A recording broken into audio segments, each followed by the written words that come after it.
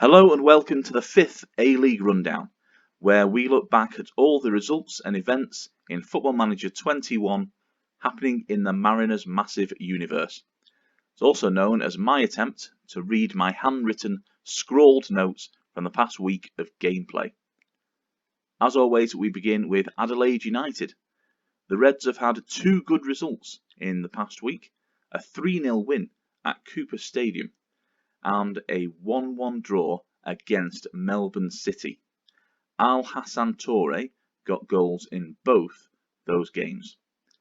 Adelaide have accepted a bid from AC Horsens for former skipper Michael Jakobsen. So he could be on the way out of the club. And as you can see, they rejected a bid from Randers Football Club. Brisbane Roar, well, they crashed to defeat on penalties in the Champions League East first preliminary round away at Ratchaburi over in Thailand, before they then recorded a 3-1 win over Perth Glory at HBF Park. That was thanks to Joey Champness notching a hat-trick. As you can see, the on-loan Newcastle Jets striker scoring all three goals against the Glory. Ourselves, the Central Coast Mariners, well, we won 2-1 against Melbourne Victory. That aired on YouTube on Thursday. We've also taken, it has to be said, Mark Tokic on trial. So, as always, we try and give players 4 weeks just to really bed in and so we can see all of their stats. He's a 21-year-old winger. Not quite sure about him yet, but he's here. We obviously have arranged a transfer for Christian Theoharis to come in. We're still waiting for confirmation that George Niedermeyer will be joining the club if his work permit application is successful. Oliver Zanuck suffered a brief injury this week, just 2 days for a tight hamstring suffered in training. Nothing really to worry about there. MacArthur FC are back to their inconsistent ways.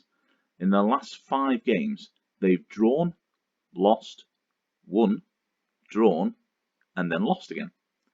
This week it was a goalless draw away at Perth Glory, and that was followed up by a home loss against Western Sydney Wanderers. As you can see, 3-1 with Simon Cox, Bernie Abini, and Jake McGing on the score sheet there.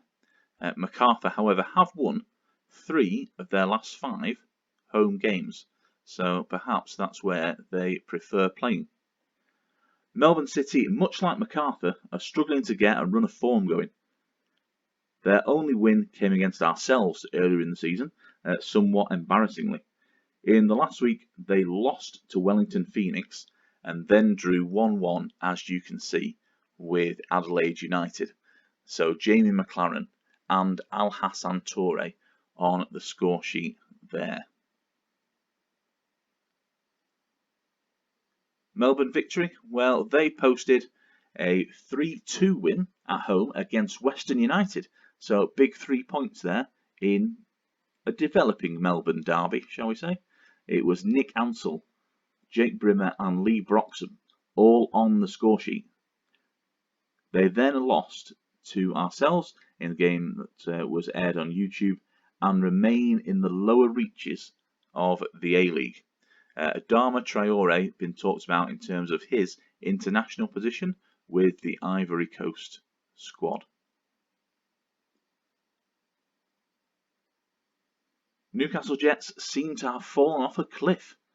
So having won their opening 2 games, they've since gone 6 without a win.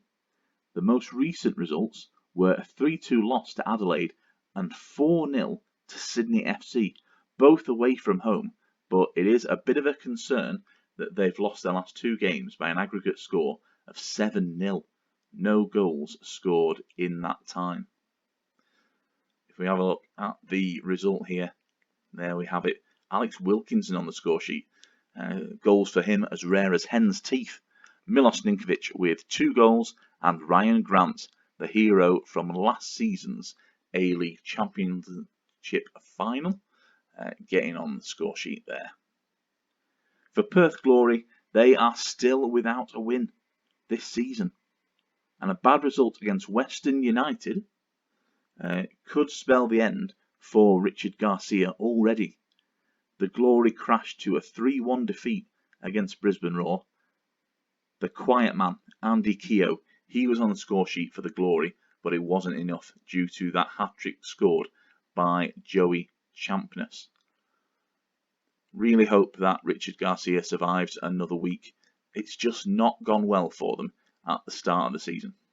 In contrast, the Sky Blues are currently entertaining offers for Alexander Boundjohan. Sydney FC have picked up 2 wins out of 2 in the last week. First in the Sydney Derby, recording a 2-1 win against Western Sydney Wanderers, and then got that commanding result against Newcastle Jets, that 4-0 game with Milos Ninkovic starring as the player of the match.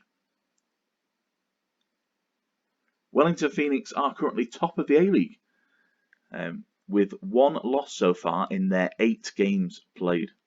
A 3-1 win versus Melbourne City was impressive before drawing 0-0 with Western United. Joshua Laws looks to be on his way out of New Zealand. Plenty of offers have come in for the young midfielder.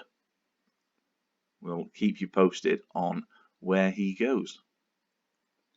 As far as Western Sydney Wanderers are concerned, Daniel Georgievski picked up a bit of an injury. He's got a hernia injury that he suffered in training. But the big news again is Carl Robinson's position. So this will entertain some Newcastle Jets fans, certainly those ones that are quite vocal against the Welshman on social media. He could be on his way out of Bank West. A loss against Melbourne City, which, you know, it's a distinct possibility. They are a strong side. Could earn him a pink slip, and basically he'll be signing on the following week. They had a loss in the Sydney Derby. That's what sort of piled on the pressure. But they did come back to win 3-1 against MacArthur in their second game of this week. So there was, a decent result for them. But still, I think that Sydney Derby has left a bit of a sour taste in the mouth of the hierarchy over at the Wanderers. Western United gained a point from their 2 games. They had a loss to Melbourne Victory, 3-2, and a goalless draw with Wellington Phoenix, which is nothing really to turn your nose up at, considering how well the Knicks have started the new season. You can always tell that the opposition did quite well if your man of the match is your goalkeeper, with 5 saves achieved by Philip Curto. In other news, Grant Brebner appears to have beef with Mark Rudan. So you'll see here Brebner considering that Rudan is just somebody I have absolutely no time for. The way he's behaved in recent matches between us has made any attempts to take the moral high ground absolutely impossible. I'd be very happy to see the back of him, if I'm honest. Strong stuff from Grant Brebner. And Rudan responding here, I was disappointed with Grant Brebner's behaviour before the match, and there is always difficulty in allowing your emotions to cloud your judgment when it comes to football. It's something we'll look to avoid in future.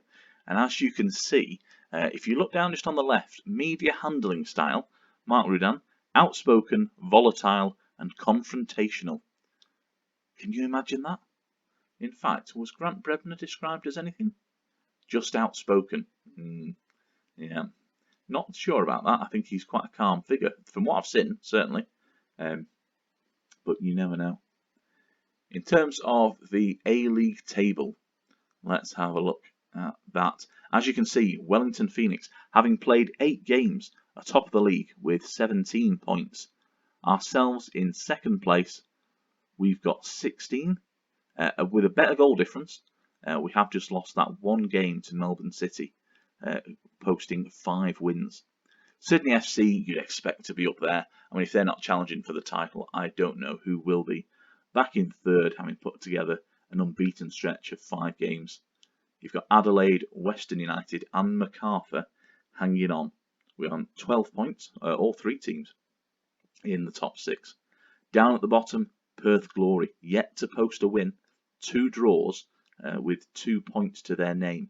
And then you've got the likes of Western Sydney Wanderers, the Victory and Melbourne City in the bottom 4 there. Newcastle Jets and Brisbane Roar also outside of the playoff places. But if you can have a look at the form guide there, you'll see that Brisbane Roar actually aren't doing too badly.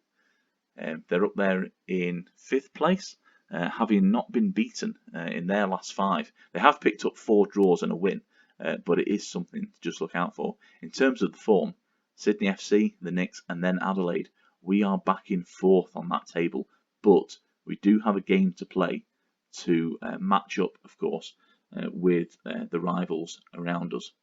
In terms of the upcoming fixtures, Tuesday the 26th of January has got 4 games. Can you imagine 4 games on a Tuesday? The pick of the bunch, I would say, being Sydney FC versus Adelaide United. Third plays 5th. And then Macarthur host Wellington Phoenix. So I do wonder if the Knicks will extend their position at the top of the league. Melbourne City host Western Sydney Wanderers, a battle of 2 clubs down in the lower reaches. We are away at Newcastle Jets. I would expect nothing but a win in the F3 derby. That will not be on YouTube because our next game will be at home with Perth Glory. I wonder if we'll be the ones to condemn Richard Garcia to the Labour Exchange. Also on the day, we've got Newcastle Jets at home against Melbourne Victory. That's always a good fixture. And Western United against Western Sydney Wanderers. The last fixture of the weekend is here, Macarthur hosting Adelaide United. 2 clubs inside the top 6. Join us on Thursday. That is the Mariners Massive, the regular save, where we play our game. We put that on YouTube. And then, of course, every Sunday, we've got the A-League rundown. I will see you next time.